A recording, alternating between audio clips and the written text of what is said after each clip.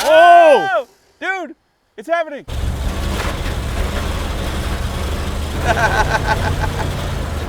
I love it. I love adventure, and thanks to some recent changes in my life, i.e. losing my job at Roadkill, I now have more time to bring those adventures here to you on YouTube. So that's what we're doing here today. I'm in a honey hole deep in the heart of Georgia. Roadkill fan called me and said, I just bought 5 acres, and within those 5 acres are a ton of cars and old tools and parts that came from a Northrop Grumman aviation factory, which I don't know where it was or what happened, but apparently this guy, when the factory closed, took everything. And I mean everything. Dollies, cranes, walls, the building, lathes, mills, vertical bandsaws. He's got everything here, but he was also a hot rodder who was into muscle cars, and he had a penchant for taking things apart and then just scattering them throughout the woods. Like there's a Z28 Camaro here. The shell is there. The front frame section's over there. The intake is sitting on a small block in a C10 with an adapter for a 2-barrel carburetor on it. That's right, the aluminum Winters intake with the snowflake on it is in a C10. It's so random. I'm excited to be here. It's gonna be amazing because today we're gonna bring home an El Camino. This beautiful masterpiece is coming home with us.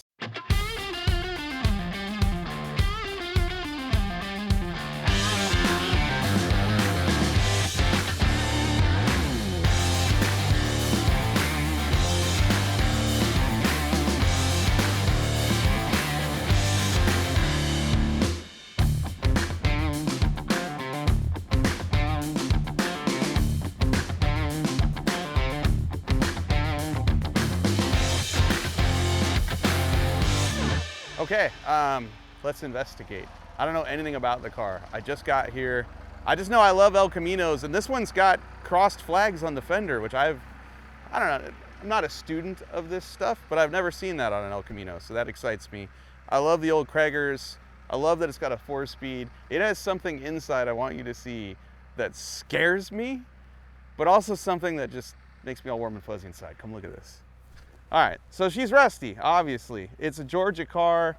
It sat in the mud for decades before Jeff drug it out, but she's got a hitch, which makes me happy. We can tow side chick. Dude, we can do things. She's got a hitch, she's got style. The scary part of this car is the entire back half of the floor that the seat is sitting on is plywood. Sketch factor is very high right now. Did you happen to pull it up and look under it? No, I don't want to know the answer to that. My old man had a great saying, and he was the wisest person I ever knew. My old man told me all the time, son, don't ask questions you really don't want answers for. He's a wise man. Okay, sketchy here, but move forward. That's a 4-speed in the floor, and that is a footprint gas pedal right there. Look at that. Those are the 2 reasons we picked this car. Yeah, really, it was the footprint gas pedal. The 4-speed and the footprint gas pedal. Oh, yeah. That was it. So, but Jeff was great. I'm like, dude, I know you drug it out of the woods. Don't touch it. I want all of the experience. I want to smell the mold. I want to taste the fluids, leave the cobwebs. And so he did. This thing is out of the woods fresh. And she's got a small block. She's got a radiator that hopefully holds water, drum brakes that hopefully hold fluid. I don't know, Dave. I think we can do this. I think we can get this out of here today. This is Jeff Prince, my new friend. He just bought this property, befriended the owner, realized what he had here, and called me. Yes, because he knew absolutely. I'm a sucker for an El Camino and a challenge. This will not be easy. Yes. Tell me the story. Give me the cliff notes of the property and the guy that owned it, and then the story of this car. All right, the guy that owned it is Larry Spivey, Okay. and he has owned this house for a long time. He didn't build the house, but he's been here for a long time. He knew the guy that owned this car, bought it new. It came with a 348 big block W motor, 3 deuces, and a glide. And then when Larry got it, it went through another owner. He knew them. It had a 409, and that guy put a 4-speed in it. Larry said it was he was almost scared to drive the car because it would break traction. just by tapping your foot on it. So Larry drove this car last in '98. He put a small block in it. That was the last tag that was on it. And he drove it and he pulled it in here and parked it. And then pine trees grew around it and tried to reclaim it to the earth. I love that you pulled it out and made sure the trees weren't going to eat this thing. And I say, screw nature. We're putting this thing back on the road. Absolutely. All Absolutely. right. It hurts my heart to watch one be reclaimed by the earth. It does. Same. All right, so I think first thing we're going to do is use mechanical means to get it up in the air and get the wheels off of it. Jeff's going to run and get tires for it. And we're lucky because they're 14s, which are kind of hard to find now. But Jeff's got a local tire shop, going to get us tires. While he's doing that, Joe and I are going to figure out what's it going to take to drive this out of here.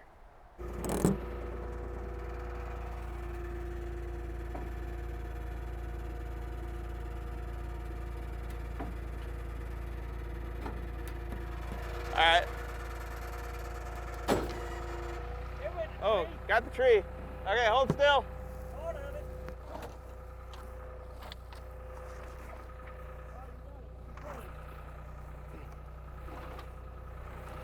Hey! And we got a Christmas tree now. Thank you. Where you want to put it back here on the frame? Yeah. All right. We got wooden tables to hold the jack stands from sinking in the mud. And I think we're ready. Well, let her down. Okay. Oh. All right. That seems pretty solid. Perfect. Yeah, now we just got to get the back up. Perfect. Didn't even bend the bumper.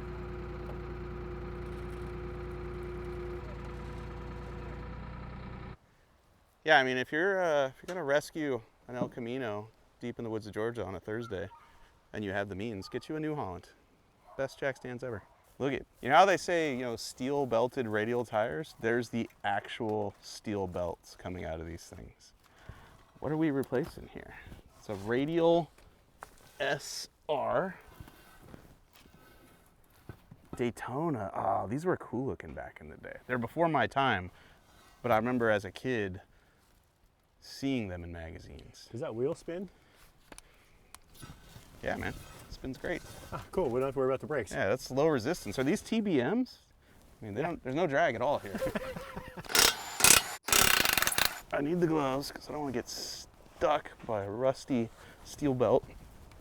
Because I have no idea when the last time was I had a tetanus shot.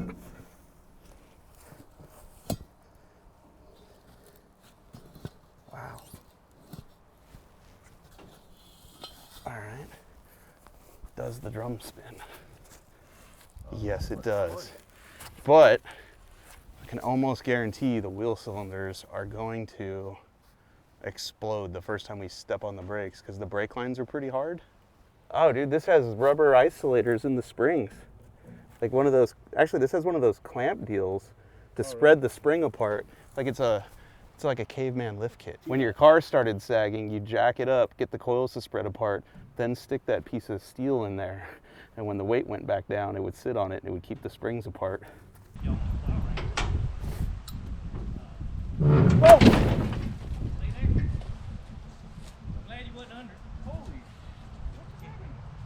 It went this way.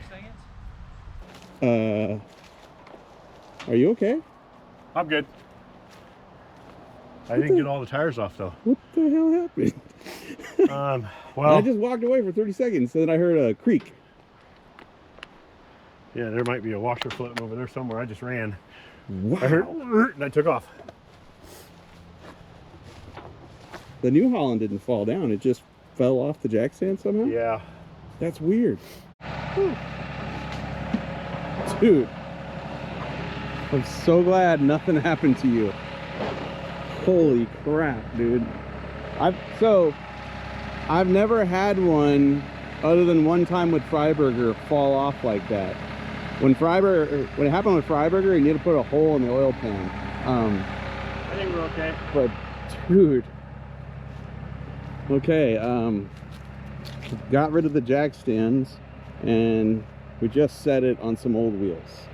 on the drums, which is not ideal because we need to get the drums off, but when it's time to get the drums off, then we'll jack it up again safely. But while we're messing around with everything else,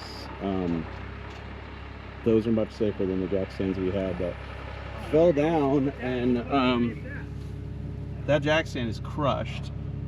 I don't know if it crushed the exhaust. I don't know if it put a hole in the floor. The hole's already got floors in it. It doesn't matter, but that jack stand's compromised. So's our wood.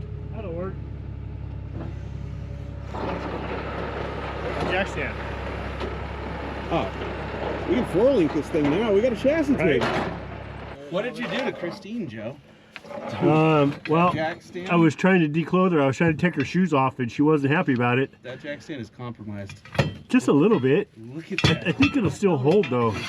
Those were not very big jack stands. She's not quite as adjustable as she used to be. You know what? It'll fit. It'll fit better in the storage of the race trailer now. No, it's just a wheel chock now. It still works for that. It really does. All right. Okay, Jeff's off getting tires. This is the part where you should probably figure out if the car is even going to run before we move any of the leaves, before we, vacuum out the interior, before we do any of that. Let's find out what's under the hood and can we make this thing function? Because you don't know. It's sat this long. Radiator could have a hole in it. There could be a rod hanging out the side of the block. Would you like me to tell you what I found already? Just poking around? Yeah. Giant crack right across the top of the radiator. All right. Well, that, you'll have that on big jobs. This thing allegedly ran in '98, so I don't think the motor is going to be froze because the hood was on it, this was on it, spark plugs were in it, so it shouldn't be full of water. You know what I'm saying? This thing is much less rat infested than all the rest of the cars we've seen around here, though. That's for sure. Don't get it twisted. There are turds all over the top of this motor. everywhere. I mean, you have a glove on like Michael Jackson. Let me see here. You don't have two, but you're no dummy. You have one, which is a good idea. Right, which is a good idea. You don't want to get the gonorrhoesyphilis GoPro doesn't work off my glove from touching anything in here because there are turds galore, my friend. all over. But that's where the discount lies, right? The turds equals cheap project car.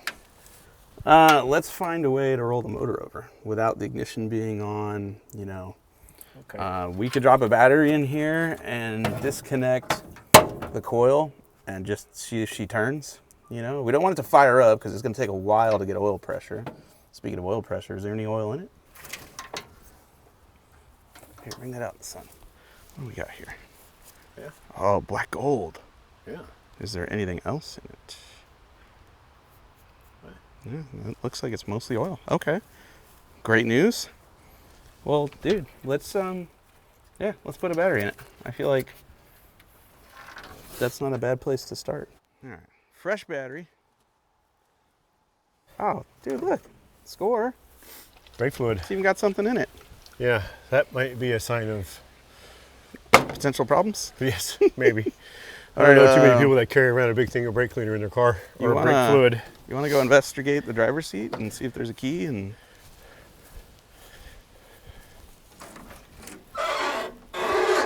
I'd get in there, but you're the one wearing the gloves. Oh, dude, look at the webs. Yes. Oh, look at that web.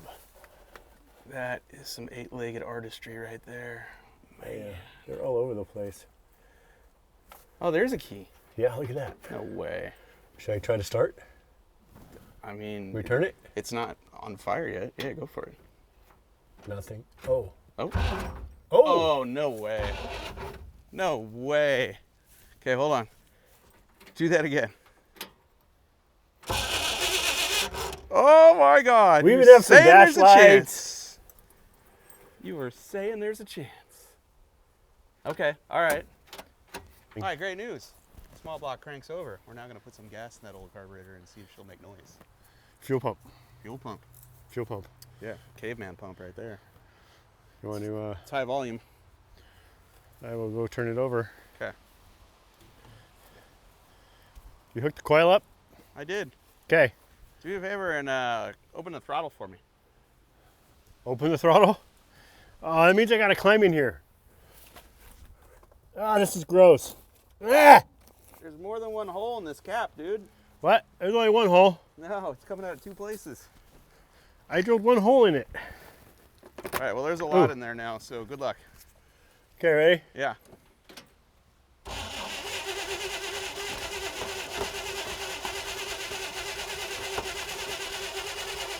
Okay, hold on. I think it's got ignition. It's slowed down. Okay.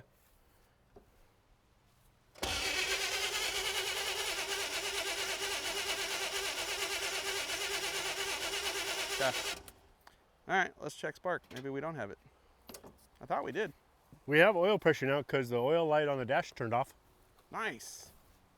Hold the screwdriver. Trying to, well, hold on. I got a camera, a screwdriver, and a plug wire. I need a third arm. You got talent. That's what you got. Oh, I love the steering wheel. The steering wheel's awesome. All right, I'm gonna crank it. We're checking for spark. Here we go.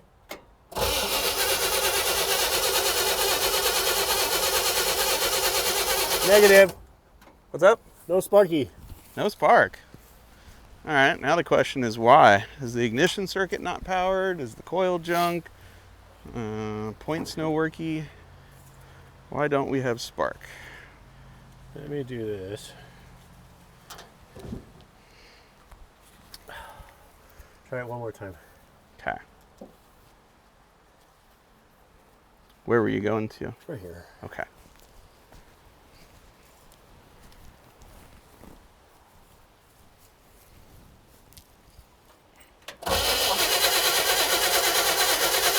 Nope. All right, do we have a meter so we can check power to the We coil? do. Let's check power to the coil then. Are there any other wires disconnected in this piece? No, it doesn't look like it. Everything looks like it's hooked up.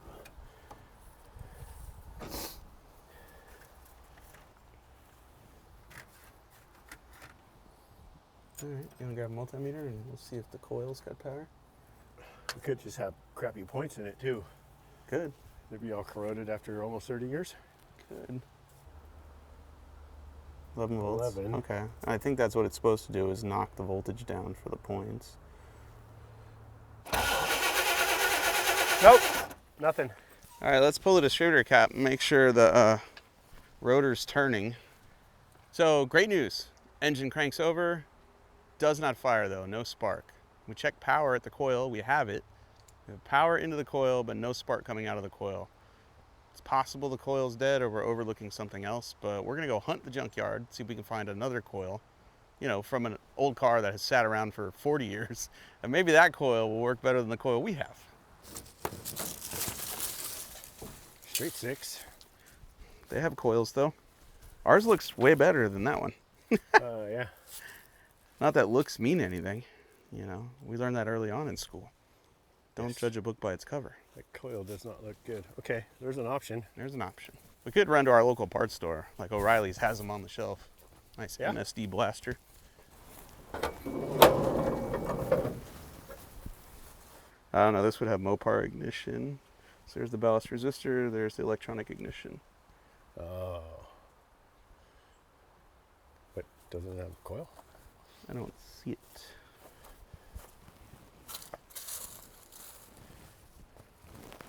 Someone robbed a radiator. That doesn't help us. We need a radiator No. too.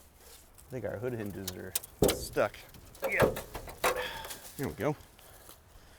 There might be a coil back there somewhere underneath all that stuff. Whoa. Dude, look at how packed this is in here. Like literally, Critters have been there living in is this.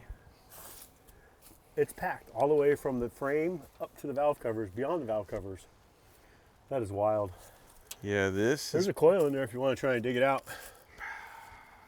I would feel guilty because clearly this is a home for wayward spiders and I don't want to upset the delicate balance of the ecosystem under the hood of this car by removing their only source of energy and heat, which is the coil. So no, we're gonna pass. I'm gonna close this. I'm gonna pretend like I never touched it. It's like a bird's Well, we nest. might need to come back for that. Oh yeah, the radiator.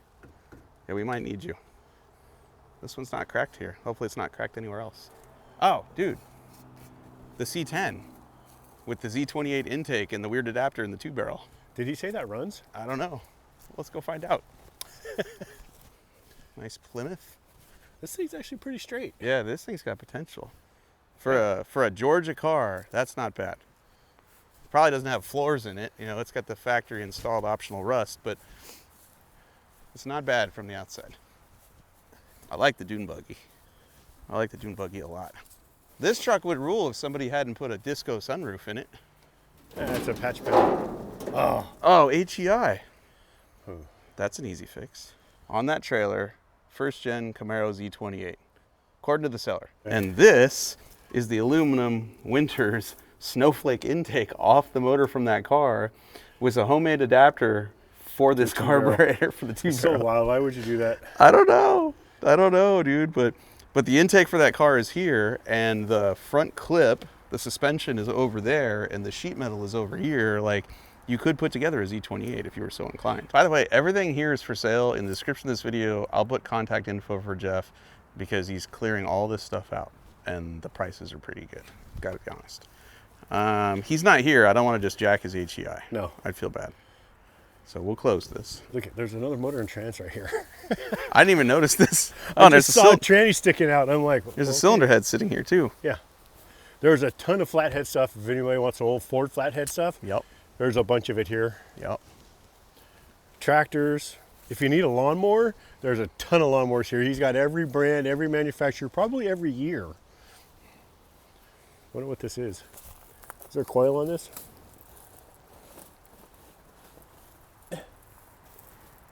It looks like a small block. Oh, really? Yeah, Has it got a coil? I don't know. I don't want to rip the cover off of it. Is there a tab underneath there? There you go. Oh, goodness gracious. Wow. So, More mouse condos. This family of critters were clearly well-to-do. They were next level. They were building up. They were insulating. Look at, they built a little cubby back there. Ah, dude, somebody got married under that arch.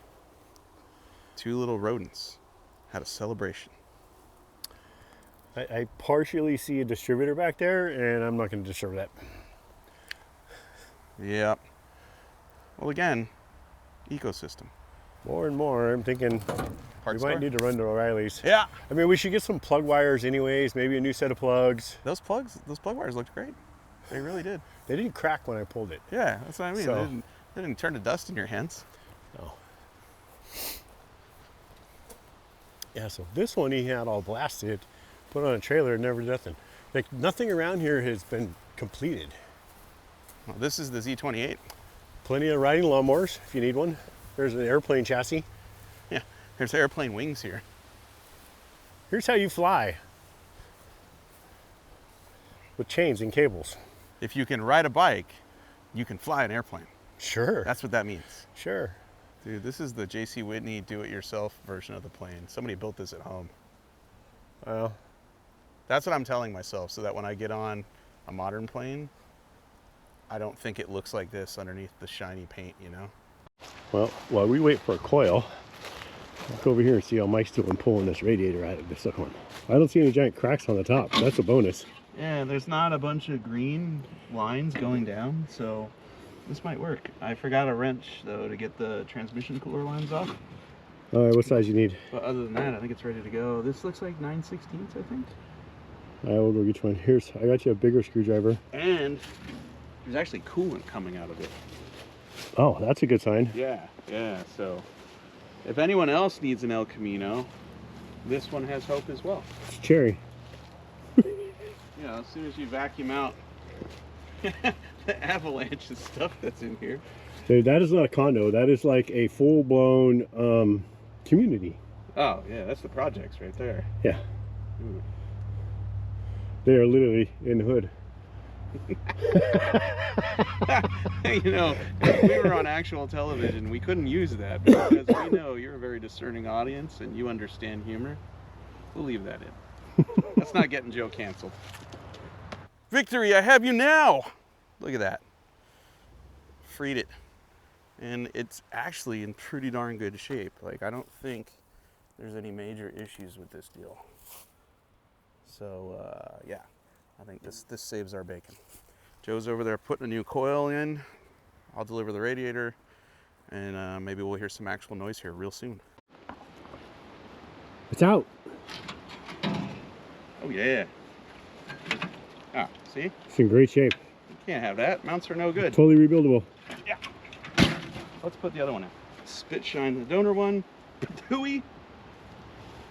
Hey, remember where the other one was cracked? Yeah. This It looks like it's welded there, huh? This one's been repaired in the same Yeah. spot. This has been welded. This was probably a recall item from 1960. You know? And our donor cars had the recall done, so. I noticed they're both same manufacturer radiators too. Oh, good.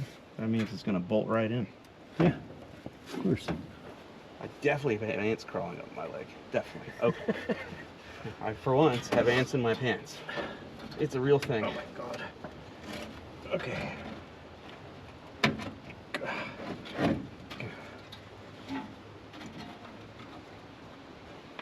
All right, is it close? Yeah. I can't even see. Oh, jeez. This is very close. Hold on, let me try something else here.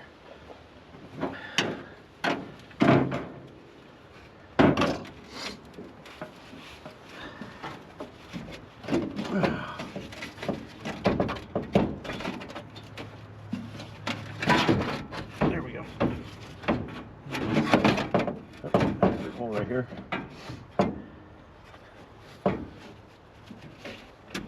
Yep, it goes like that. Okay. You want me to bolt it in or put the hose on first? I can try to put the hose on. Let me see if I can bend this down there. Oh, God. You can do it. You guys don't- Oh yeah, there we go. There we go. There we go. The hole is right there, man. You got it. You're almost there. A little bit at a time. Yeah, right place. There we go. It's in. It's in. Oh my God, it's in. Thank you. I'm gonna need a moment alone. Be right back.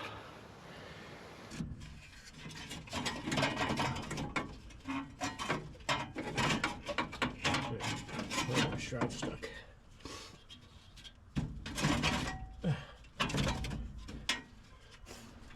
Oh, you gave me the nice short one. Thanks. Yeah. Appreciate that. You're Did you welcome. go in the top hole or the bottom one? I did a top and a bottom. Oh. And here's your impact strip.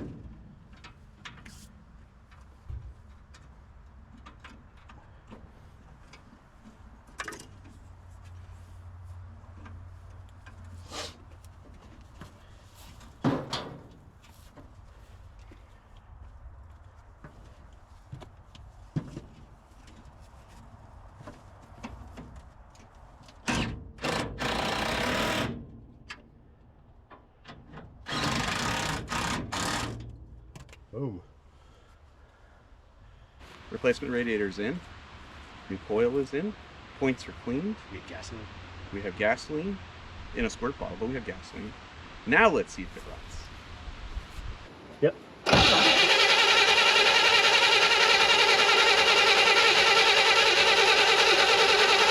Oh. Let's check spark again.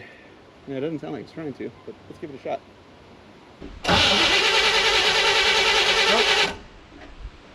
Still no spark. Here's what I have happening. We have a ballast resistor I can see on the firewall. Another little thing, which I believe is a condenser, bolted to the intake manifold. We put a new coil in it. Joe says there's volts going into one side of the ballast resistor. Earlier, he had 12 going in and 8 coming out. And then there was a third wire with a terminal on it that he found laying on the back of the manifold. And he comes from ignition. and he connected it to the positive side of the coil, and maybe now we've got, maybe that was an ignition wire, Joe. So the wire off of the ballast resistor right now with just the ignition turned on is 12 volts. That's interesting. It's supposed to be 9. That's what a ballast resistor does. I have 9 volts coming from there. And then there's just the other one is just the condenser that goes to the coil, positive side of the coil. Do you see a little spark? Well, okay, when you put all those wires back on the coil and you do the same thing, you should see a little spark in between the point spring. Okay. Okay, we'll try that next. The wires are off right now. And the trick with those is you charge it up with a spark plug. And then on the little screw terminal on it. and then you charge it up, and then you toss it to your friend, and it releases the Releases the energy. The condenser will release the energy because he's now touched the pole and the case. Oh my goodness. That's like that time you and Freiberger told me to twist the distributor on a running big block on the dyno. Do what? You and Freiberger asked me to go into the dyno cell and twist the distributor on a big block that was running to set the timing while it was running. Sure. And put your hand right on top. Oh my God. It sounds like it cranks good. Yeah, and the battery's getting low. Like we've cranked it like 20 times. It was even better before. I think it's probably gonna run pretty good. Yep. Oh. Okay, are the points closed now? No, they're open. And they are barely open, if that. Oh. Oh, I heard something. Yeah, we're getting the screwdriver is arcing. He says the screwdriver's arcing. Yeah, it should arc in between the two little buttons. He says it's tap arcing everywhere just but tap there. the ignition. Tap it? Yeah, just tap it. I don't think it's closing all the way. Ignition Yeah, or starter? Start it. Closed. Just bump it real quick. Okay. A little more. Okay. The points have to open and close. It has to collapse the coil, so they have to open and close. And if the connection is so then maybe they don't close. And they just stay open? Yeah, it could be that it's not closing, but it has to close, and that's why I'm saying when you mechanically touch it or move it, it should open and close. Okay.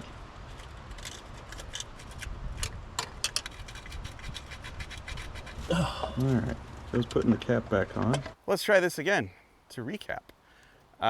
We put a coil on it, which I don't even think we needed because ultimately, even with a new coil, we couldn't get it to spark because our points, which it's basically a switch inside of the distributor that opens and closes. And as it opens and closes, it tells the coil to fire, release energy.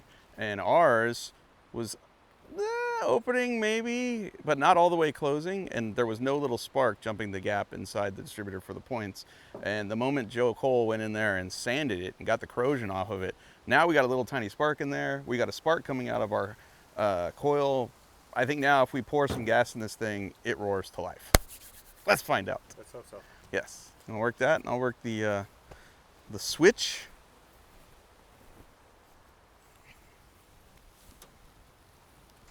Okay. Here we go. Oh!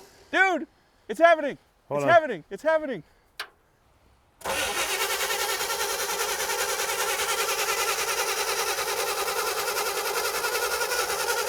Oh. Oh.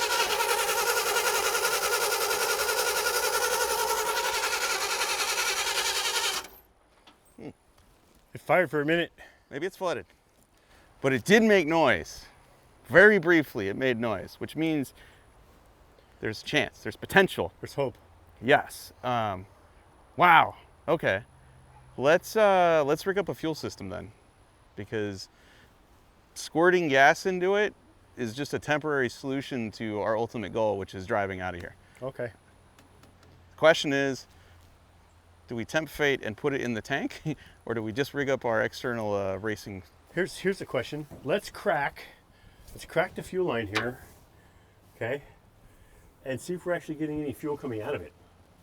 I would be so surprised, but that would be incredible. But I mean, that would be, if we are, maybe that's why, because it's getting a bunch of crappy gas in here.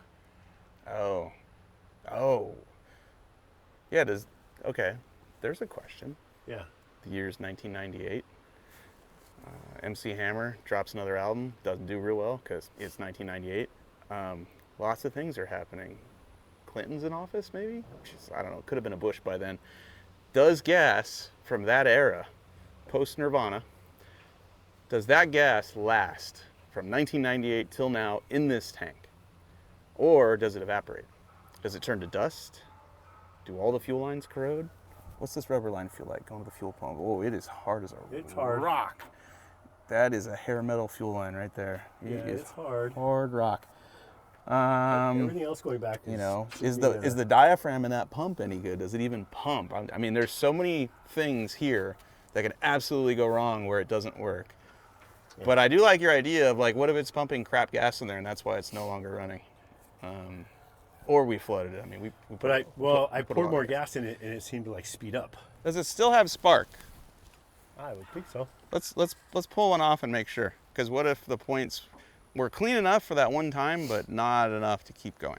Ready? Yep. Oh, okay. Yeah, we don't have spark off the coil anymore. Aha! I knew it. Like normally on the arm, this side of the arm, there's a little round pad. I don't see much of a pad there. Is it just me or is the little round pad stuck to the other side? No, it's a round pad on both sides. But there doesn't No, I seem to mean, be like- one on this side. That's, I mean, behind the sandpaper is a round circle. Right. There's two rubber pads. There's, they're supposed to arc, and the one off this arm doesn't look like there's much there.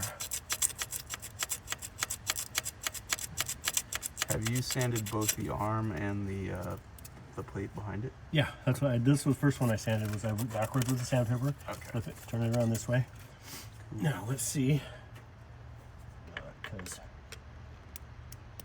Oh, yeah, got it. yeah. Maybe now it'll run for more than 0.2 seconds. Here's the thing we've been talking about, the points system. And they're called breaker points. And all they do is break contact between the arm and the backing plate, just like that.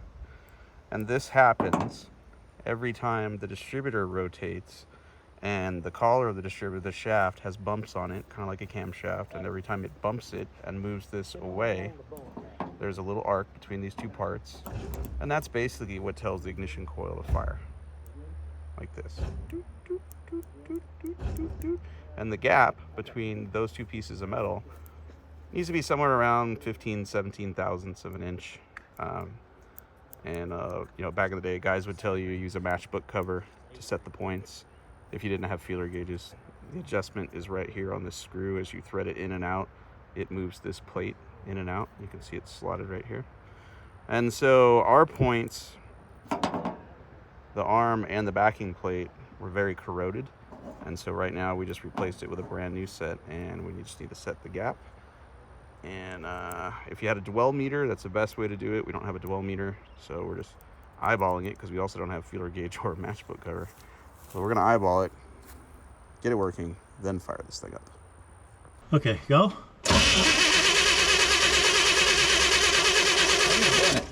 Yeah, it's like it's so random. I saw one big one, and then is it little sparks every time that I'm seeing? I'm not seeing it every time. I keep seeing. Turn it over.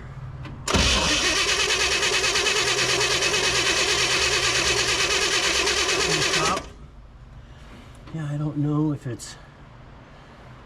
Well, you want to pop the cap on and see if you got anything on the cylinder? Yeah, we got nothing to lose. Crank it.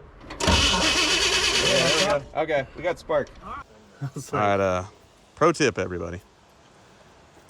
When you have spark at the coil, but not at the spark plug, you might be missing this. It's kind of important. I mean, you might. We are. You're going to need screws out of the old one. I mean, we definitely are. She gonna run now. Let's just install that right there. Yep, that part's missing. Is there supposed to be something on top of there? Only on days that end in the letter Y, brother.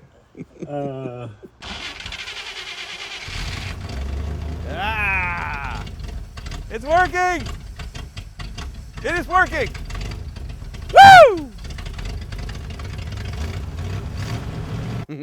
Happy days are happening right now. Christine, which is what we're calling her because she tried to kill Joe earlier.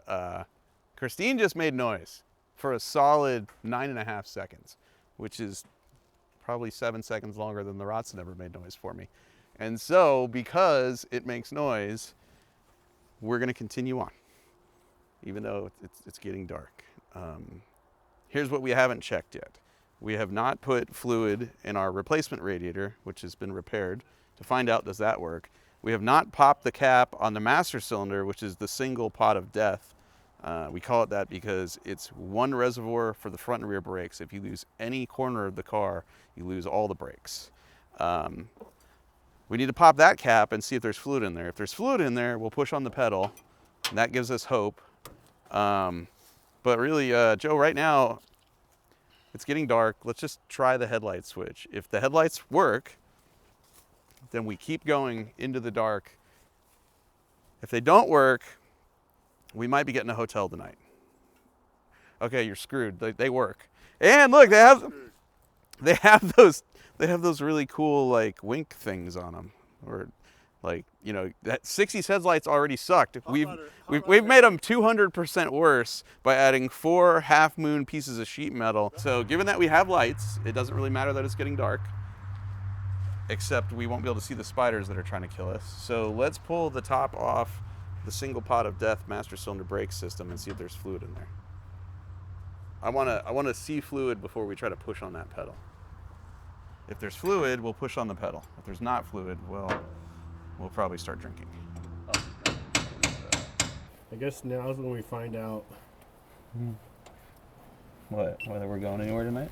why there was extra brake fluid in here. Want a flashlight? Yeah. Right here. If there's anything in there, it's way down there. Oh, she dry. Bone dry? Bone dry.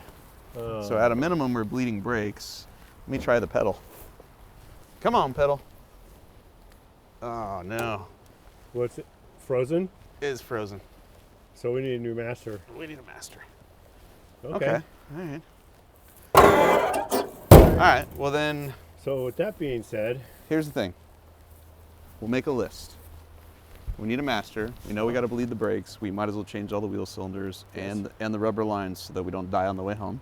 I mean, God, we could get some fuel filters, put like 3 of them in line, run it off the stock tank, and if it clogs the first one, we take it out, clogs the second one, so on and so on.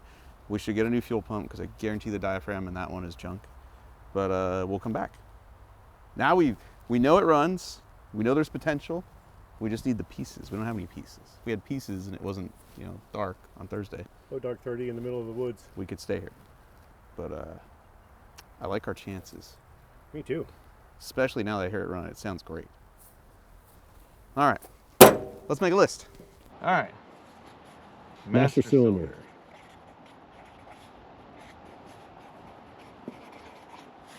Wheel 4 cylinder. wheel cylinders.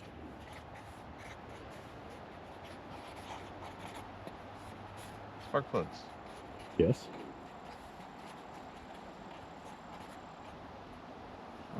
It's got floor mats. We're good there. I don't know that we need a It's new. kind of tripled up on the floor mats. I don't know that we need a new rear floor section because that's solid 3/4 ply. I'm sure we're not falling through that.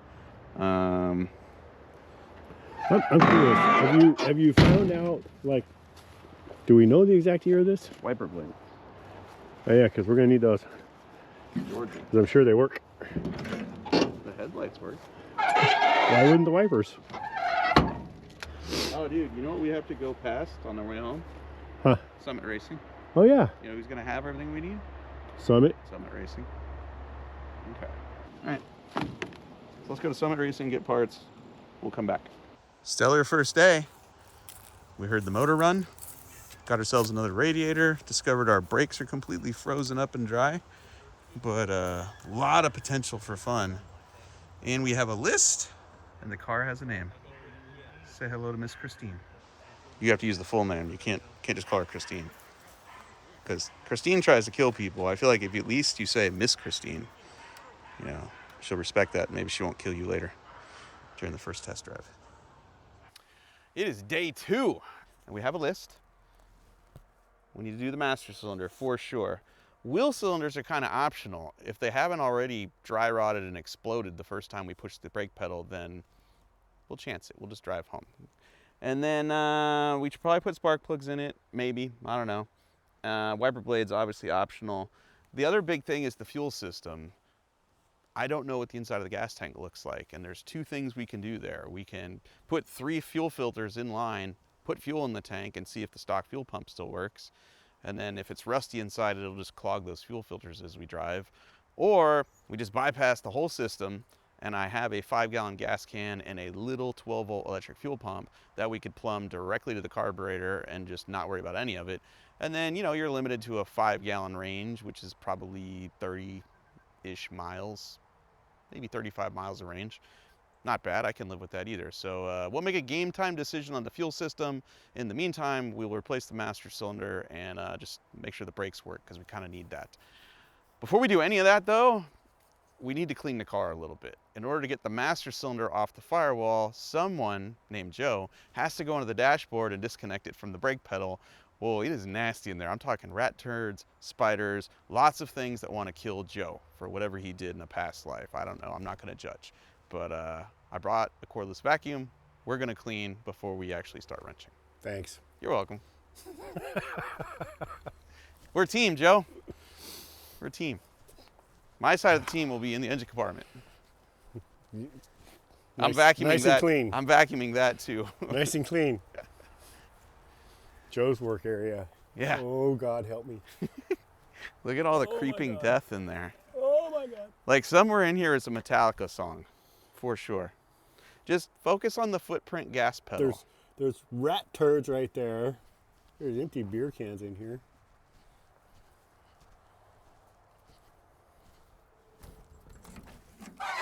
Joe, just, you know, when you're in there and you're thinking, I'm gonna die or catch a disease, just focus on the 4-speed and the footprint gas pedal.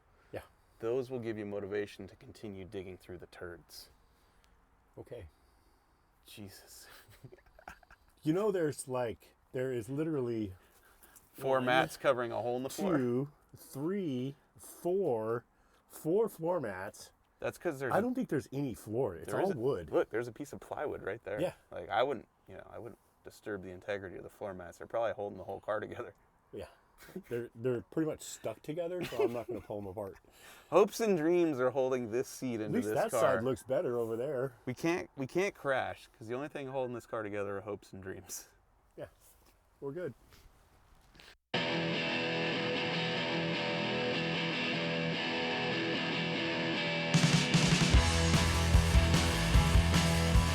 Don't get in the way.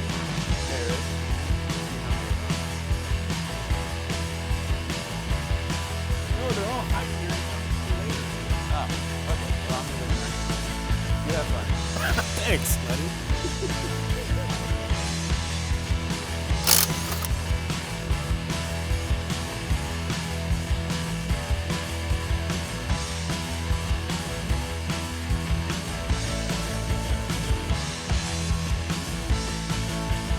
Old master cylinder is out. New master cylinder looks a lot like it. Might even have more fluid capacity. That's kind of cool.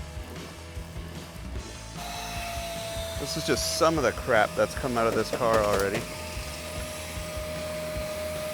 Is that galvanized metal on the floor? Yeah. Nice. It's better than the plywood on this side. I don't know. That's good quality 3/4 ply. That's nice stuff. Yeah, if we were building a boat. Look how much room is behind the seat of an El Camino. Want to know why? I know it's true of the later model A-body cars. I'll make an assumption here in that this chassis is the same chassis as a station wagon, and that area behind the seat there and right here is essentially where your feet would go in the second row of seats in a station wagon. I know it's like that in an A-body. In this early El Camino, I don't know, but there is a ton of room back there for activities. And at some point, we should probably find out what's dead underneath here, but not right now. One of the reasons people refer to these things as deadly is these single pot master cylinders. It's one reservoir for the front and the back brakes and a single brake line coming off of it. So what that means is if any corner of the car leaks, right? Like let's just say the driver's side rear leaks out, in a dual pot master cylinder where it's divided, the rear brakes has a reservoir and the front brakes have a reservoir. If you lose one of the rear brakes, no big deal, you still have the front brakes. In this one, if any corner leaks completely and all that fluid goes out, you have no brakes. You don't have front, you don't have back. So these are, you know, very sketchy. But they work just fine as long as there's no leaks. Four-wheel drum brakes work just fine as long as there's no leaks. Like, I know the whole world converts these to discs, and sometimes it's just easier to not deal with what's in there and give into the temptation of buying an aftermarket disc brake conversion because they're relatively inexpensive and easy to install. But if all the parts are in there and it's adjusted properly, drum brakes work just fine. Unless you're racing. What's that? This is so cool. Oh. It's the skirts for the rear. Oh. Like legit skirts, and they're in great shape. So this is really interesting because most of the things Jeff has discovered when he bought this place or immediately afterwards is a lot of these cars are disassembled and the parts for these cars aren't with the cars. They're in other places in the wood buried under pine straw. For example, on the other side of the tree over there is the front fenders, core support, and other parts for a 70 Chevelle. But the 70 Chevelle is not there under that tree. It's in another place in this yard. This car is pretty complete, and as Joe just discovered, even the side skirts are with it. We had these on the Cadillac. Look at how pimp that is. Yeah, that does look cool. Talk about tucking rim. Yeah, you tucking the bottom of the rim with those things. Yeah. Nice. Pretty rad. Do you want? I'm about to make you feel like you've just won the Georgia lottery. You ready? Yeah. You ready for this? Uh-huh. You don't have to get under the dash. There's no rod under there connected to the pedal that has to come out of the Yes! All we have to do is You can keep your 300 million. I don't have to crawl under the dash. all we have to do is just bolt this onto the firewall and then add fluid, connect brake line, bleed brakes. You know, as long as everything else is present in the drums, which I think it was. Like, allegedly, this car in 1998 did move, did drive. So it is highly possible that all the parts are there. And as long as the wheel cylinders haven't totally dried out and are going to leak everywhere, I don't want to say this could be easy. And I did not say this could be easy. I said Just keep moving forward. I said I Did don't you put the want- windshield wiper blades on yet? Because that's a make or break.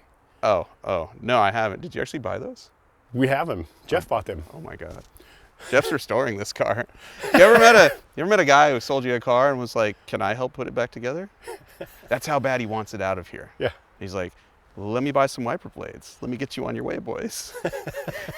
He's in there vacuuming, risking life, limb, and, you know, sexually transmitted diseases. Like he's all about getting this thing out of the yard. And that thing, and that thing, and that thing. There's a yellow Corvette back there I'm sure he wants gone. That's pretty interesting. The wild part is he doesn't even know what's in this pile. And if the other piles of pine straw are any indication, there could be engines or an entire car under there. Yeah. Because all these other piles he's had to pick through by hand because he keeps finding motors and stuff. Big blocks, small blocks, flatheads. You want me to spray this side? Yeah. All right. Cleaner and bleach. We're getting aggressive here to get the mold off the windshield because we're so confident we're driving out of here that we want to be able to see. Confidence is high. I repeat, confidence is high. Look at this gem. Somebody named Bobby owned this thing? Bobby, 1960. Bobby either rode shoddy, full time, or owned the car. If the car hadn't tried to kill you, we could have called it Bobby. But since it tried to kill you. That's not glass cleaner. That's just like straight Clorox bleach. Yeah. It's not helping. Oh, it is. His side is way better than it was a minute ago. And some of this, well, a lot of this is on the inside. I think we found the culprit for every web in this entire car. That big old daddy long legs. You gonna raid him? He's already dead. That's double jeopardy, bro. What You about can't the rest do that. of his family? You think they're still here? I don't know. This is only Ant and Roach. I don't know if you want to breathe that in while we're driving out of here. Because it's, you know, it's way more aggressive than cleaner with bleach.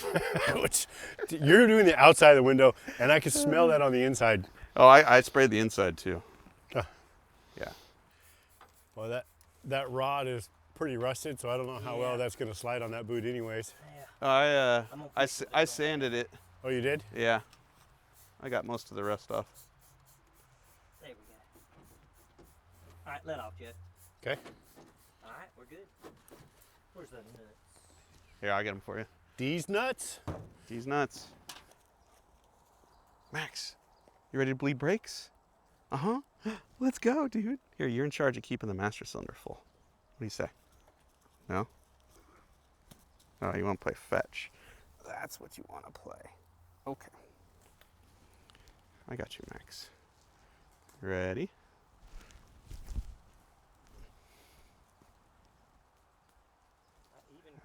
He's too gar. I should have thrown it further. Huh? I even coiled all the bleeders. Oh, you did? Yeah. Let's hope it helps. Oh, you're too good, Max. I got to throw it much further the next time. Joe did a great job of cleaning in here, and so did Jeff.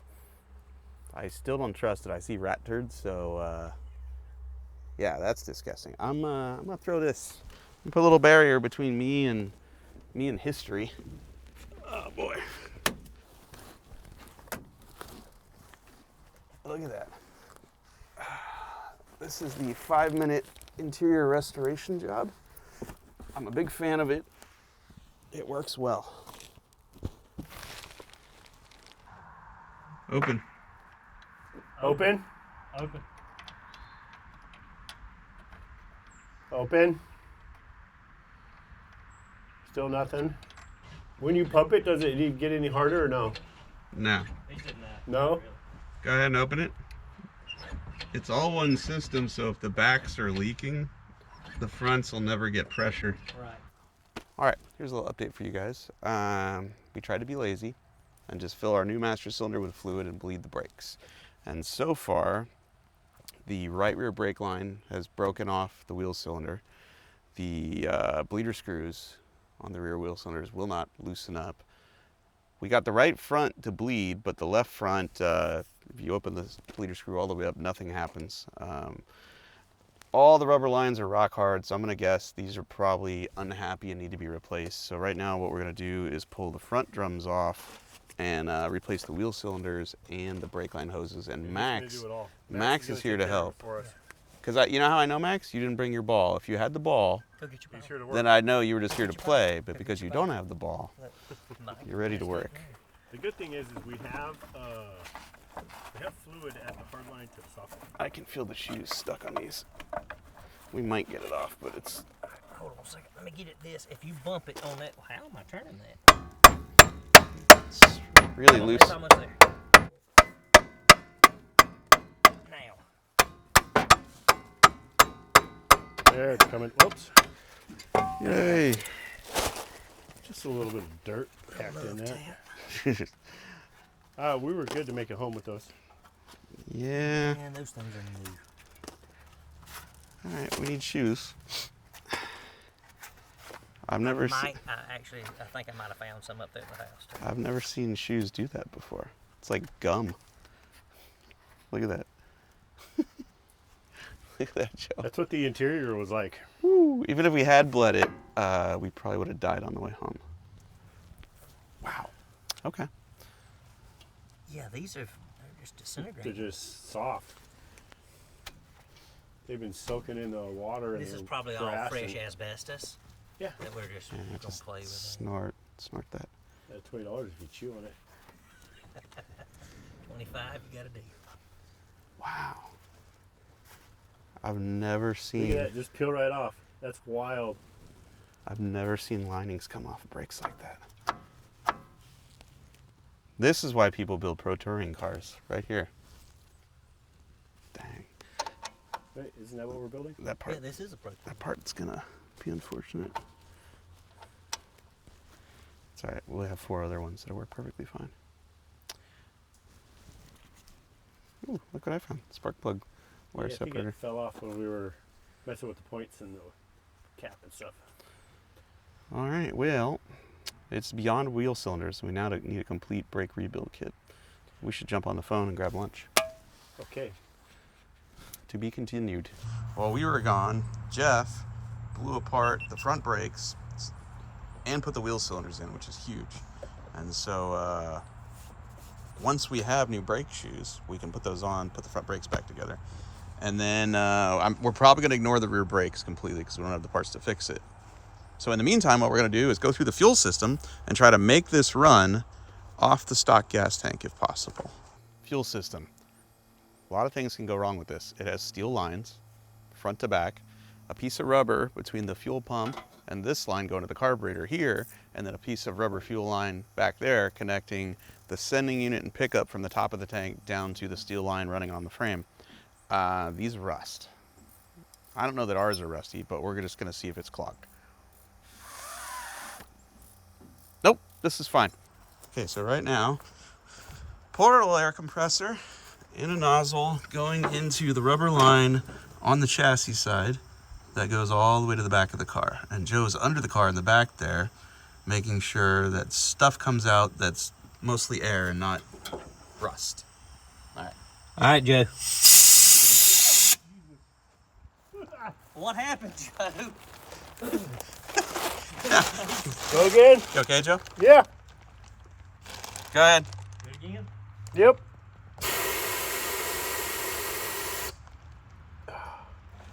Was Whew. it dirt or rust? Probably both. Seems to be clear now. A little better?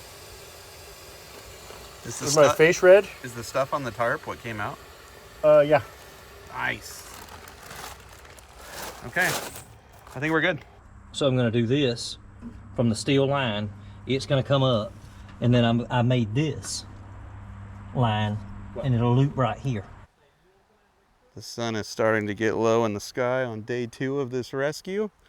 Things are going pretty good. Waiting for the parts store to get our brake parts for our self-disintegrating shoes. We just rebuilt the stock fuel system with a new fuel pump and 3 fuel filters, just in case the stock tank has a bunch of crap in it. We blew out the factory hard line that runs along the frame, put a new rubber line from the pump to the frame and from the pump to the carburetor, and Joe put a new rubber line in the back of the car from the tank to the frame. And like I said, we blew compressed air through the whole thing. So in theory, unless the stock gas tank is full of rust, this thing should work pretty good. And with any luck, by dark, we'll be working on brakes. Maybe leaving tonight? I don't know. We'll see. We'll see. All right, got a squirt bottle of gas. JC's gonna fill the bowl. Jeff's gonna crank the key. All right, I think we're ready. You did put this in gear, right? Yeah, you may want to move it because I moved it. All right, ready? Yep.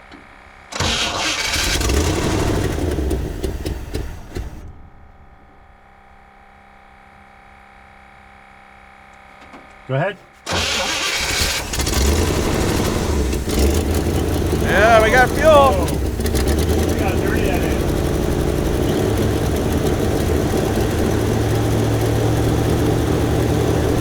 That fuel is filthy, but it is working.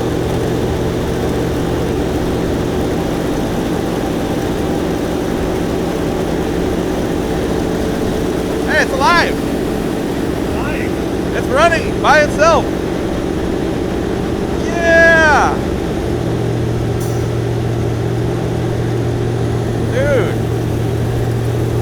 It sounds great.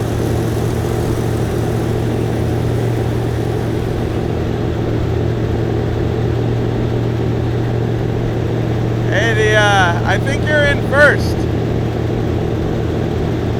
It is. A little bit. Actually,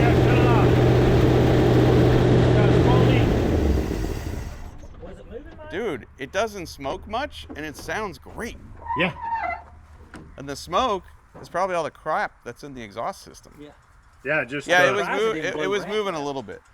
I'm surprised it didn't blow rats out. It could be that the clutch still isn't totally disengaging. Right, right. Wow, this is great.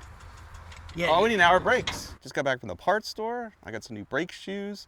The sun is going down, which is not ideal. It's only like 4 o'clock here in Georgia, but well, it's wintertime. And even though I'm in a t-shirt, it's wintertime and daylight savings sucks ass. Shout out to everybody in Arizona who doesn't adhere to that stuff. And we're gonna run out of daylight here quickly. So we're trying to throw the front brakes together as fast as possible, starting by sanding off what was left of the linings from these drums. There's actual gooey material stuck in here from where the shoes were stuck to it. So we're gonna sand this out real quick, throw the new shoes on, and then go from there. We'll see how much daylight we have left.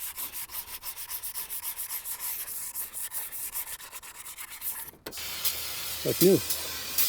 Look at that. I'll even do the front side because I like to go that extra mile. There we go. Did you bring paint? No, I prefer nature's paint. It's my favorite shade of awesome. Yeah. Some people call that rust. I call it amazing. There we go. New wheel cylinders, new brake shoes, old springs, new brake hoses. Time to throw the drum back on.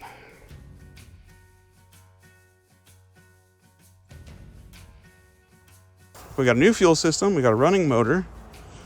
Front brakes are just about rebuilt. We got to bleed them. The backs are very sussy because we still have the broken brake line on the passenger side that I believe Joe just folded over and crimped off.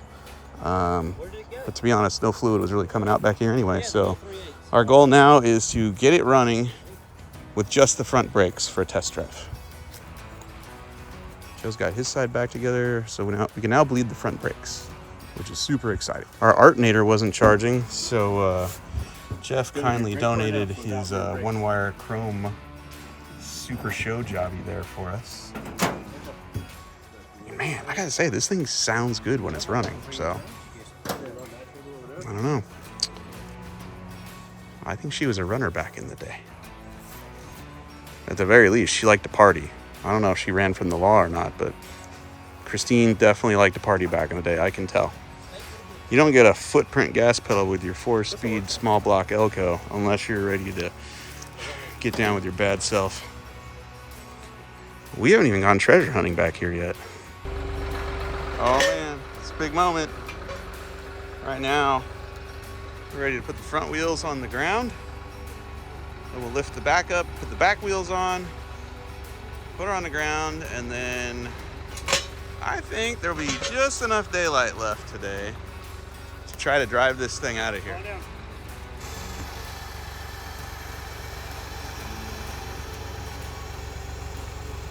How's the stance? Good enough for who it's for.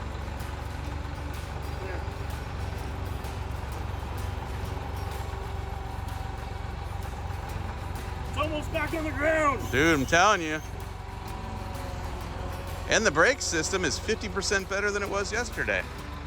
We got no rear brakes, but the front ones are money. All right. Time to install our new rubber. If I had a Sharpie, I would cross off rubber brake lines, master cylinder, wheel cylinders, not those, or that, or that, or that.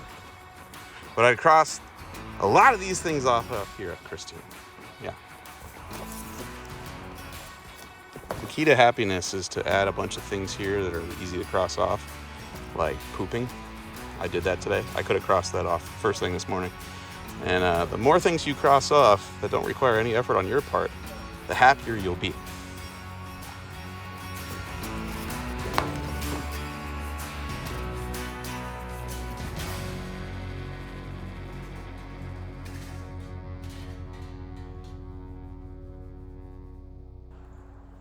I don't know how well you guys can see this, but it is early.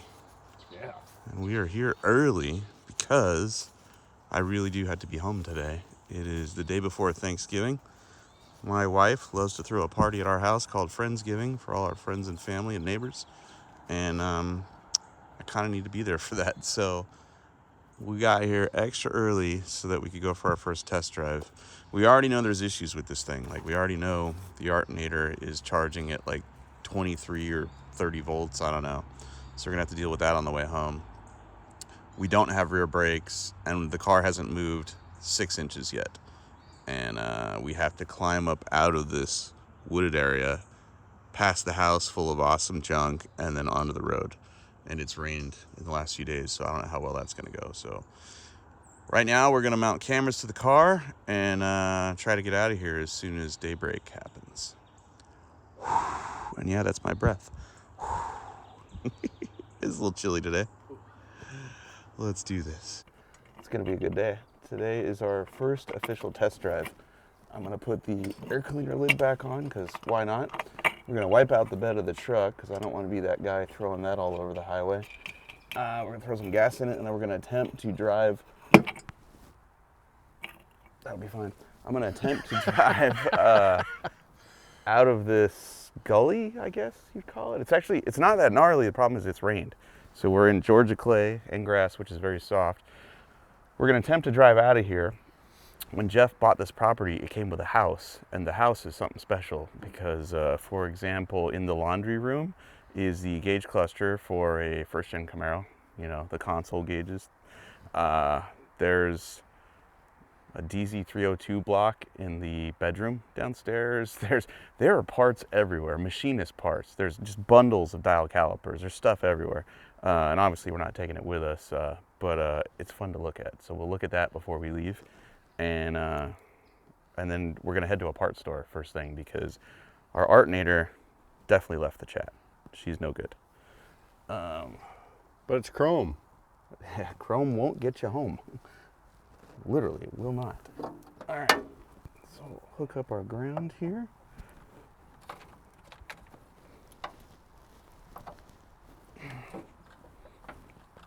Temporarily. And let's clean out the bed, throw some fuel in it, and see if we can get up this hill.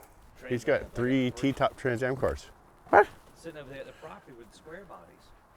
That's the first time hearing of this. Really? Yeah. Yeah. How bad are they? Well, it's a mile from here. Oh, God, you're killing me. My wife will kill me if I don't make it to this party. He's got Trans Ams, bandit cars. What am I supposed to do here? Baby, you understand, right? You do. All right, then I'm going to go quick like a bunny. Let's just clean this out and save the trim and hit the road. Oh, that stinks. I don't know what that is, but that smells. We need to save that trim. Oh, there's some more trim. Oh, I've disturbed the poop. Oh my God, that stinks. Oh, that is funky, dude. Absolutely funky. It's like a T-Rex just took a crap in the bed of this El Camino. Oh God, I can smell it. There's some more trim. Should save that. You can donate that room to Jeff when we're done here. Jeff gets to keep the broom? That seems fair. Yeah. Ooh, I see a bed floor. hold on.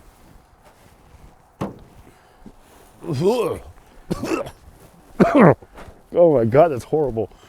Yeah, yeah.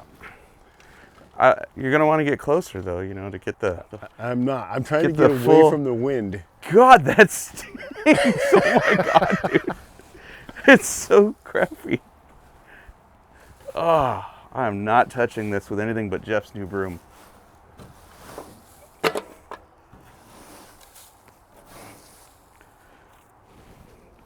Dude, there's so much of it. You need a trowel or a shovel. Oh, Okay. sorry. Throw poop on me. Sorry.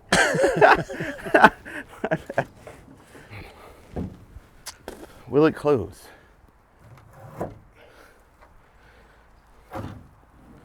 Damn. You got gloves on. You're gonna have to dig, Finnegan. I like these gloves. I don't want to. Oh, it's There's funky. some other used ones over there. Too late. Oh, dude. I can just smell the herpes jumping off this thing. It's like it's lived in Vegas its whole life. Jesus.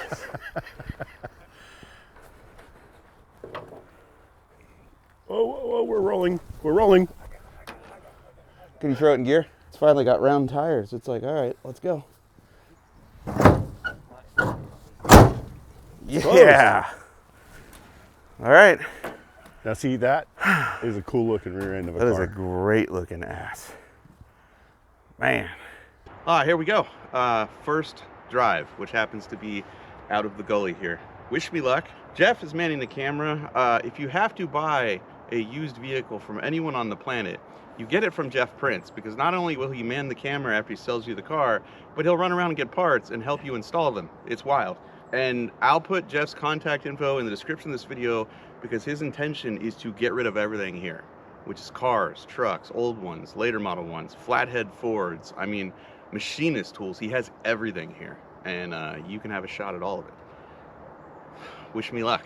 That's not good. I had the clutch in and it still moved.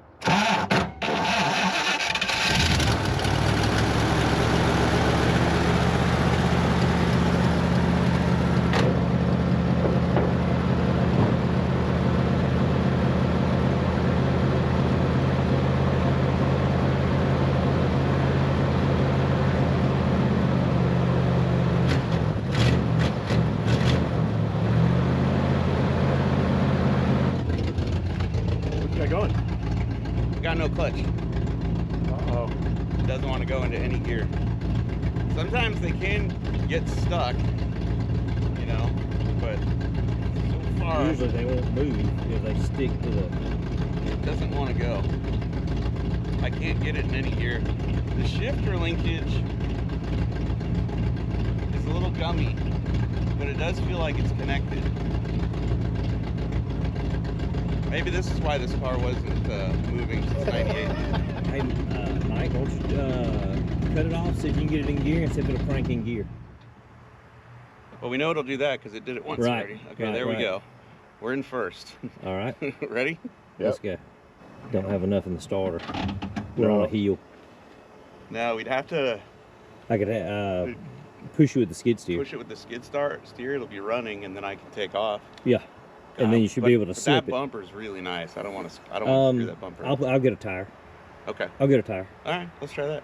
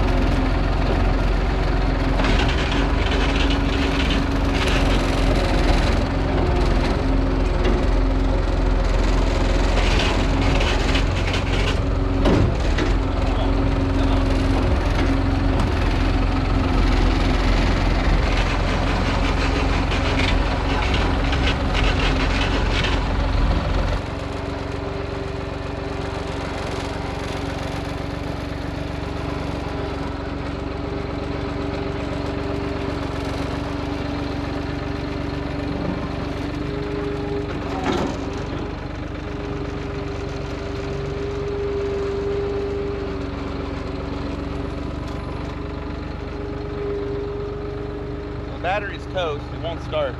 So we'll just have them push us to the top of the hill and we'll try to put another battery in it. Okay. It would not crank with the wheels skidding. Okay, new plan. We just put a fresh battery in it. It's on muddy ground. I think in theory I can shove this thing in gear, fire it up, let the tires spin, and it'll go. The problem then is that's a highway with a 55-mile-an-hour speed limit. So Jeff's gonna run out there and try to stop traffic so that I can keep the car running and just hook a left and head for town. Do not do this at home, ever, ever, ever. Okay. What time is it? Anyone know? Anybody know what time it is? 8:19. It's 8:19. That gives me about 7 or 8 hours to get home. It's only 140 miles. I feel like it's possible. We have no clutch. We have no alternator. It's possible. Anything's possible. You got to believe. This is probably one of the dumber things I've ever done in my life. I'm going to try to start it in gear, knowing full well the clutch doesn't work. And if it gets moving on its own, the only way to stop it is to kill the motor, 50 feet in front of me is a highway with trucks going by at 55 miles an hour. Jeff is going to give me the thumbs up and let me know whether I can continue on. Oh, God. Okay, second gear. Second gear seems reasonable. Here we go. Come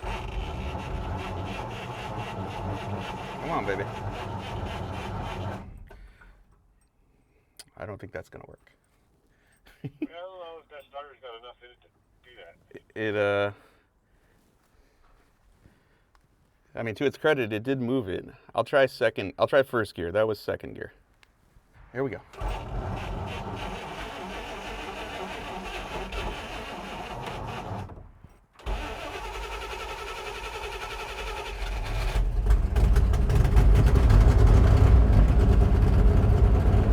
That's better.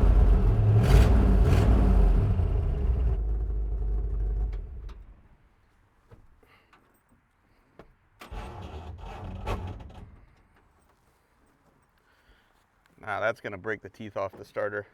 This isn't gonna work. We have to solve the clutch issue, I think, or we're not going anywhere. Tried 2 different methods. Tried to start it in gear, and it just doesn't have the cojones to do that. In fact, I heard it skip, and so I think it's trying to shear the teeth off of the starter motor. So then I put it in neutral, because when the motor's off, I can get it to go into gears and neutral. Got the motor fired up in neutral, and every time I'd push the clutch pedal in, I could hear the throwout bearing spinning. And if you tried to jam it in gear, the car would start to move a little bit, but it would not go into gear. And it doesn't matter what gear it is, it doesn't matter what you do. If you try to bang it as hard as you can, it won't go into gear. So we're not getting home with this unless we find a miracle fix for this quickly. And we're currently stuck in the mud. Oh, there's a skid steer there. We're not really stuck anywhere, but we need the car up in the air. And then I honestly don't know what the fix is, because I think everything's connected. I think everything's functioning. It's possible the diaphragm in this clutch is junk, you know, which means you're pulling the transmission out, and we don't have time for that today. So we might be coming back with a clutch. But I got a lift. You do. Well, how far is the lift? Half a mile. All right. There's a lift half a mile away. We don't have a clutch is the only thing. We could rip it apart. Like, how long can we leave it on the lift if it doesn't work? We can always push it back. Okay. Not a big deal. All right. Well, let's go to a lift. Let's see if we can find out what's wrong with it. Maybe once it's up in the air, we'll just see something stupid and we don't have to pull the Like transmission. maybe a tree branch? Maybe a tree branch. That would be awesome. I mean, we did pull a tree, We pulled a tree from out of underneath there. this thing. Yeah, maybe there's a branch stuck in there and it's stopping the lever from going as far as it needs to. And I've got extra levers, I got extra transmissions, and I think there's a couple of clutches in there. Oh, Jeff's got clutches. We got Jeff. We have It's like we have a junkyard. We have Jeff. Yeah, we have Jeff's junkyard. Yeah. All right. How do we want to get it there? Drag it or push I it? got my car trailer at the junkyard. Oh, okay. All right. I'll be right. This feels like cheating, but Jeff's gonna get his car trailer and we're gonna drag this down the street to a magical lift somewhere, and we'll put it up in the air and take a better look at it. And it's a new day. We didn't quite get the Elco out of hibernation on day 1. You know, as you guys saw, pretty much we had no clutch. And I'm gonna guess that it probably was in the same shape as those brake shoes were, because the linings just fell apart. So we had to go back home, had to order some parts, took a little while to get those, and then next thing you know, the holidays came around and life happened, and now it's February. And so, I don't know, I think we're 2 months into this deal, even though we only have 1 day into the rescue. But we're back, and Jeff Prince has another place just up the road from the farm that we rescued the car from. And it has an old building, pretty much a shack with a lift inside of it. Jeff's already yanked the trans out. I have a brand new McLeod clutch set up, and we're gonna install this today and head home at some point. Probably take a detour back to the property we came from, because there's some machinist tools in there I'd love to grab out of the old house. Plus, David Newbern is gonna be here today, and he brought a trailer with him, which means he's probably taking some cool stuff home. let's go look at the car, the bottom of it, because now we can see like just how rotten is this thing, you know? It's pretty bad. How much of it is gone? Oh, dude. That side's pretty bad. Look over at here. that, dude. Yeah. The frame rail is jacked. Yep, hitch pulled out of it. This gas tank kind of reminds me of the one that just came out of that 57 Chevy wagon. Right? That we had to take out because it hit the panhard bar. All right. Old school 3-link. Cool. The bushings don't look too bad. Looks like at some point somebody put shocks on it, so that's nice. There's our X-frame, and oh yeah, you can see the plywood. The floorboards are completely gone on the driver's side. There is no. And the floorboard. passenger side, like, Oh yeah, look at this one. You can see the bottom of the seat on this one. it is gone. And this is the point where I go, all this could be yours. Because to be honest, I didn't have a plan for this car. When we rescued it, I pretty much decided we're taking this home because it had a footprint gas pedal. It was a 4-speed and it was an El Camino. Other than that, I have no plan for it. So if this is the kind of project you're into, when we get it home, make me an offer. It could be yours. Oh yeah. You can see where some of the material is still sticking to the flywheel. Yeah. And then you can see a whole lot of rust and stuff. Wow. The frame up here is not bad though. It mostly looks like the back half of the car was in water, the dirt or something, In the weeds. or water leaked through the window seals, sat in the floorboards, because Elcos are notorious for this, because the floors are so low right here, that all the water that comes through the window ends up sitting right here and just rots it out. But the fact that the back of the frame rails are gone means it was probably sitting in something moist for a while. I mean, it's Other warm. than Don't it's get me wrong. It's soft. Warm. Yeah, it's soft, and it's nothing was like, ooh, smoking gun. It was probably just stuck. I think it was just Yeah. stuck, honestly. It 'Cause doesn't. It doesn't look like it ever even contacted either one. Yeah, I think either the springs were stuck, Yeah, or it the sat material, for or so the long. yeah. I mean, from '98. Maybe the throw-up bearing was junk. Yeah, it's right here. Maybe it didn't want to move.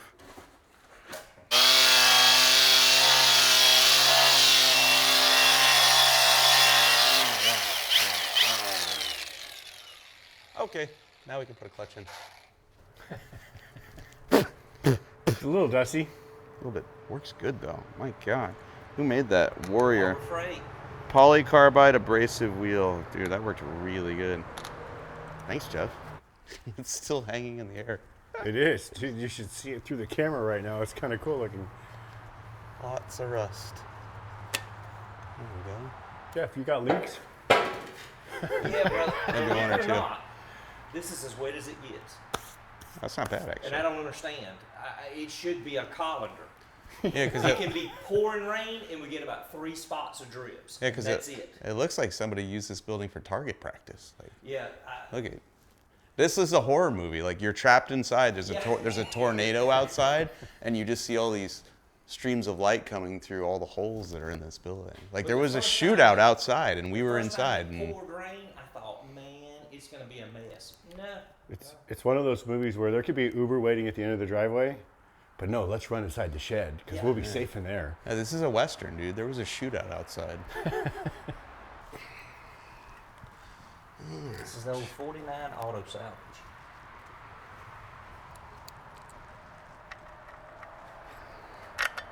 I did not clean those threads either.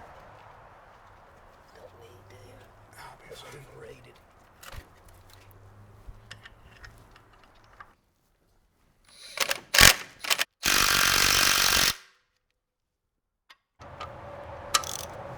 Torqued to perfection, as verified by the rubber handle ratchet.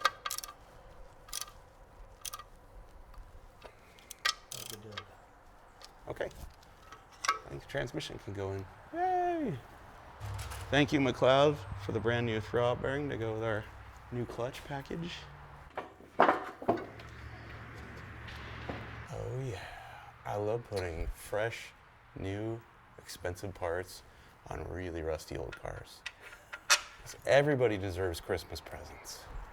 Well, we're 2 men. I feel like we should be able to do this, right? Oh, this doesn't. Yeah. No, it's aluminum. It's not a 256. This is easy. Joe, how did you manage to get on camera, dude? I don't know.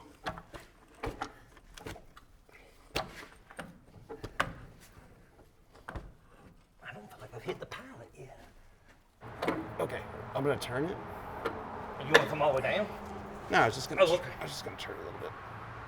Okay, let's go again. Oh, Oh, now I need a new shirt. oh, damn. Go, go, go.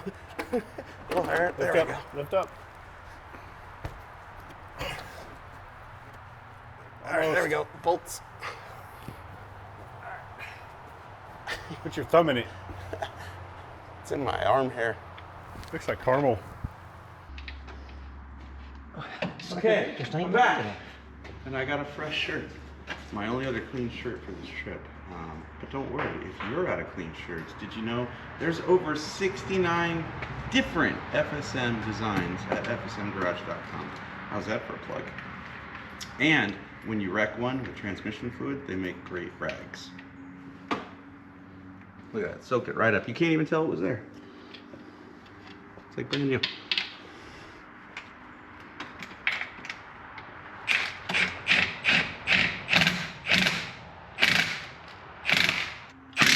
Make sure you tell them that we did that simply to show strength because there's a transmission jack right there.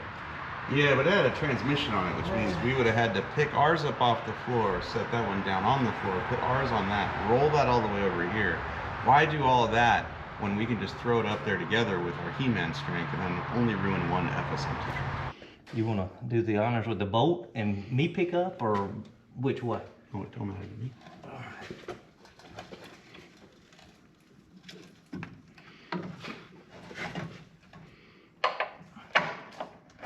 Down, up,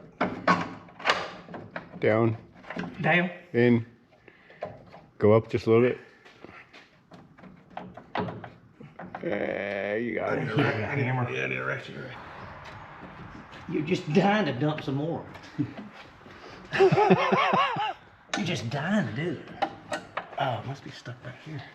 It's up. It's sitting up. Oh, it's tied up. I was like, why? Yeah, it's sitting tight. Why isn't it going?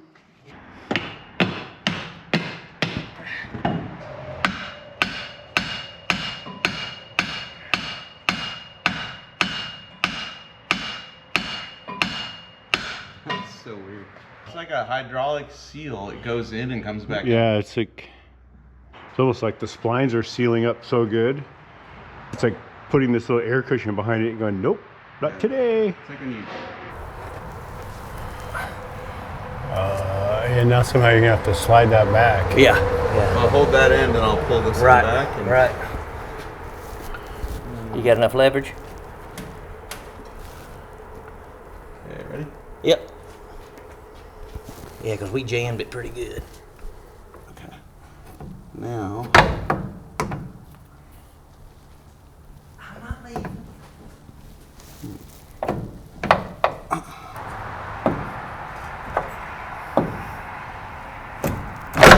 Oh, there it is. Now we need caps. Hooking up the back of the drive shaft when I realized the U-joint is missing a cup. Or rather, missing all the bearings. Or the cup's disintegrated. Something's wrong with it. That sucks. Take this all out again to get it fixed. Yep. Damn. It was going so well. Yeah, except for the fact that the Carrier bearing exploded. Carrier bearing is missed, mostly made of rubber, and most of that rubber is disintegrated. We ignored that. We put it back together on the middle of the drive shaft. Then I'm hooking this up back here, and I realize one of these cups for this rear U-joint is gone. Like, just gone. Either all the needles are missing or spontaneous rapid disassembly occurred. I don't know. But it ain't gonna get home. So this all has to come apart again. And then we gotta go take the drive shaft out and find a U-joint for it.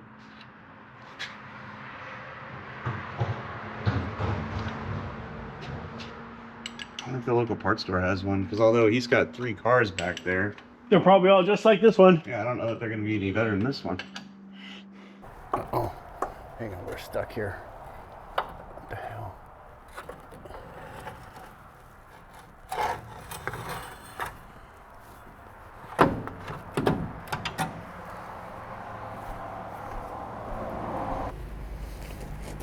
There's no bearings left on the end of this U-joint. So I ran into town to buy some U-joints, and while we were there, we tried to pick up a carrier bearing also, which nobody had in stock, but we were able to manage to order one. They had 2 different ones for 2 different shaft sizes. We didn't know which one we had, so we ordered both. And now we're gonna attempt to remove an 80-year-old, no, 70, 1960, 40, 60, a 65-year-old yoke off this drive shaft, because this part unbolts. So what we're thinking is, and I've never done this, we're thinking is disassemble the U-joint for the rear shaft, take off that nut right there from that yoke, heat and remove this yoke, and then perhaps this will come off, this carrier bearing. And maybe by then our new parts will be in, I don't know. But we're gonna find out. Wish our luck. Wish us luck? Yeah, us.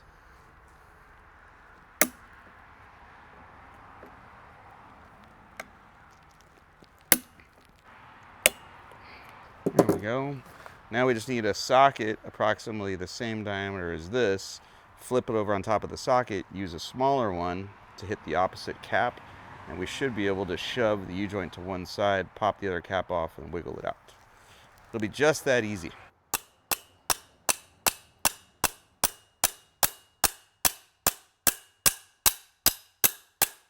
It is firmly still in there, dude.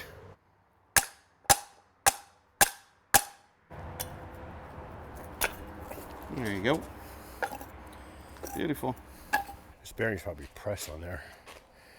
Who knows?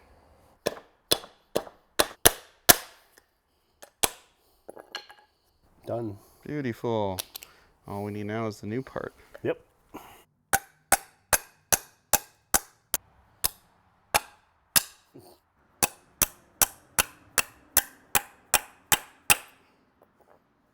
That one's out.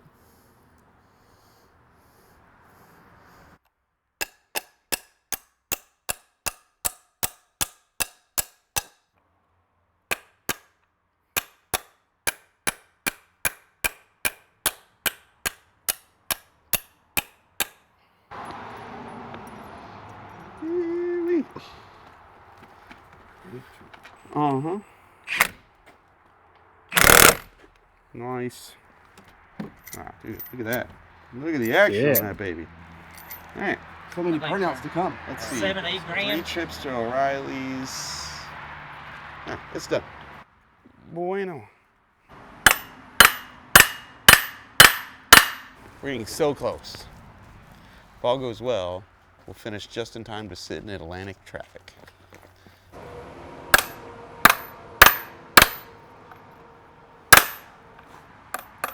That one fits better than those other ones.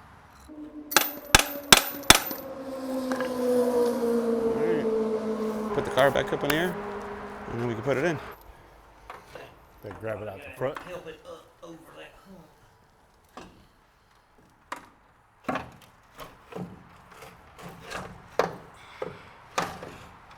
Okay, whoa, whoa, whoa, whoa. Back up, back up.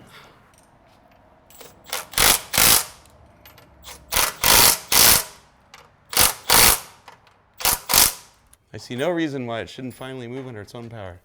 We bought tires, brakes, driveline. I've already heard the motor run. I wired the alternator. We ain't going anywhere. That's it. Just shut it all down. We're going home. Let's go home. We're just no need to prolong the inevitable, which is fire. Oh man, it's a big moment. 1960 Elco, small block, 4-speed, footprint gas pedal. We're finally gonna test drive this thing. It hasn't moved since 1998.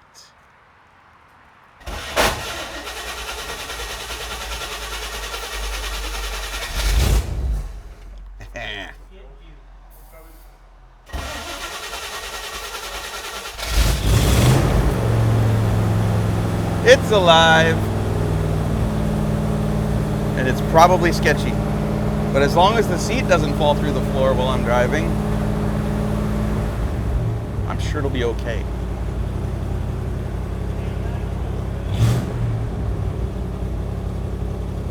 All right. It runs! Purrs like a kitten. Dude, as long as the seat don't fall through the floor, I think we'll be okay. I think that's a 3/4 ply, marine grade, pressure treated, like nothing but the good stuff. You're good. Yeah, oh yeah, we're fine. Once I saw that, I'm like, I guess it doesn't really matter if it has seat belts. But does it have seat belts? I'd like them. Will it go in gear? Let's find out. Is that reverse? Nope, that's forward. All right, so first, second, third, fourth.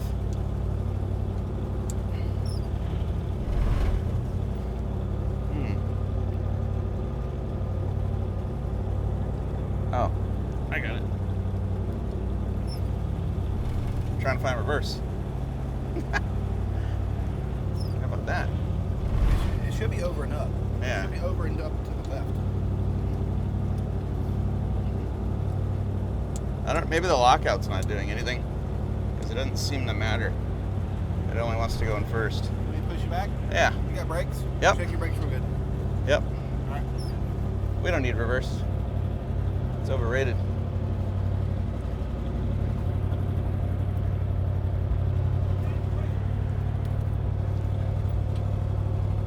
Hey, I got brakes. We're immediately testing the clutch out by putting it on a hill with a highway behind us. Oh, it's working! Oh my God, it's working. There's two really nice trucks next to me. I gotta be careful of those. Oh, she floats. I don't think the dampers are dampening, but she floats. The clutch pedal chatters a little bit, but as long as you keep your foot off the clutch pedal, you'll never know.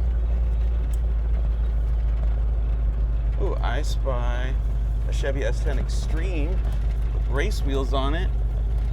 I also spy a gravel parking lot.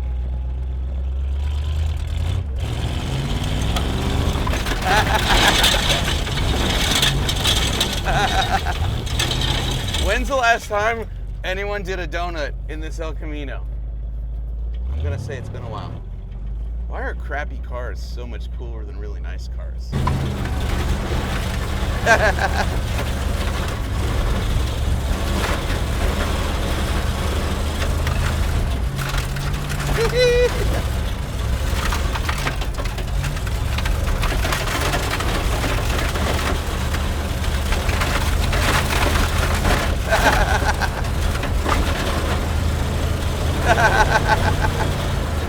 Ah, I love it.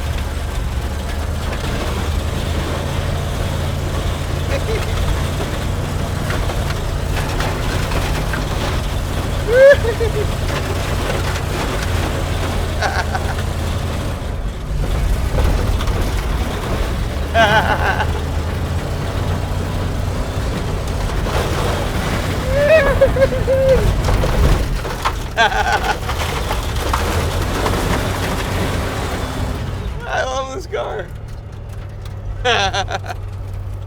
Oh, it's a little warm now. I might smell coolant. All right, we'll stop.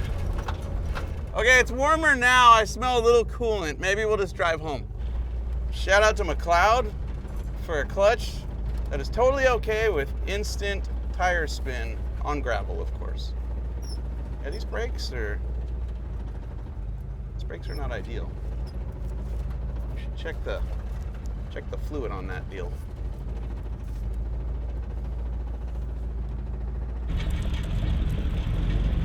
The brakes almost won't stop it on this hill. The brakes are good. Oh, they're magical. 3 pumps and it stopped coming down the hill. All right, I think I got this.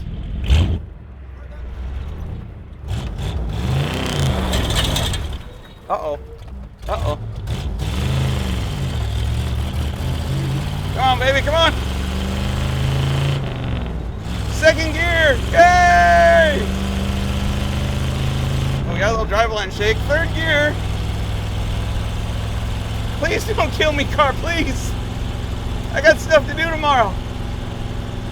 I'll pay my taxes. I'll go to church. I'll say nice things about my brother. Come on, baby, up the hill. You can do it.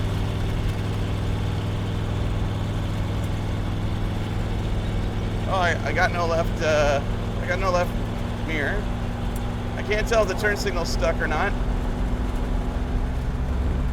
We're doing fine. We're doing fine. Everything's fine. Let's go for fourth. Yeah. Oh my goodness. Got a little play in our steering. But, oh God. I need a respirator. Ah! Everything's fine. Everything's fine.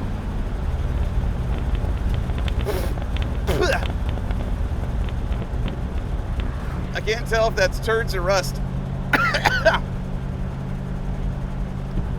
What I wouldn't give right now for a leaf blower. Just commercial job. Just blow this thing right out. Imagine the dirt cloud that's coming out of this thing right now.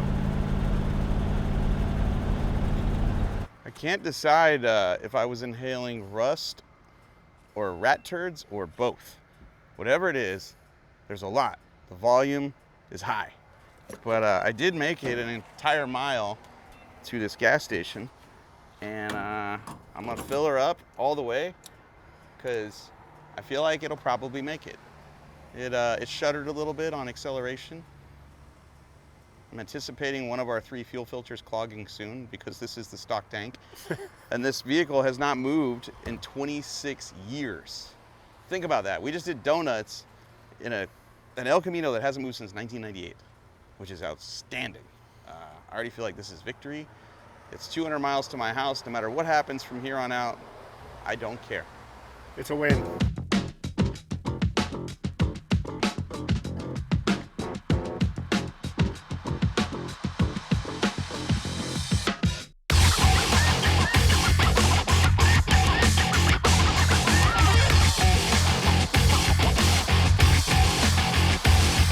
Oh, it's the Elco's first bridge in 26 years. Woohoo! Look at that. Agua all around us. Beautiful, beautiful. And we're not overheating yet. Yep, not overheating. We're doing good.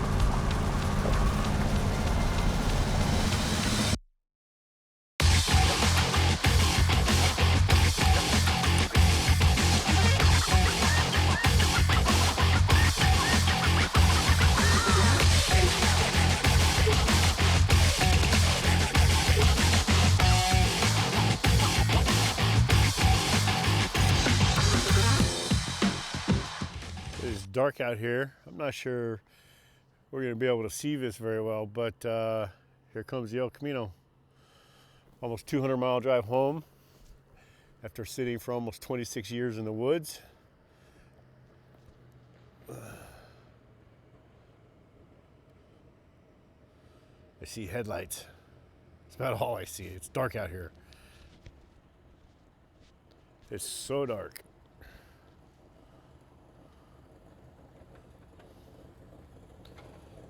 He made it!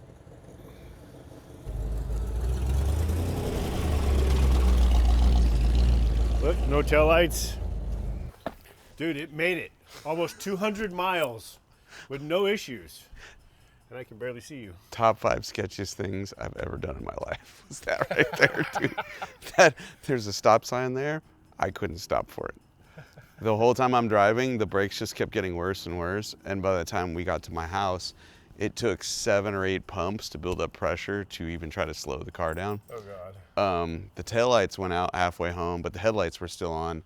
But because of the chrome eyebrows, the headlights are so bad that I couldn't even see the whites of the eyes of the deer lining the side of my street as I came down here. But dude, like, Let's walk over here in the light. it I can't see runs, you very well. it runs, it drives, it shakes, it rattles, it rolls, it shimmies. There's no exhaust leaks in the cab.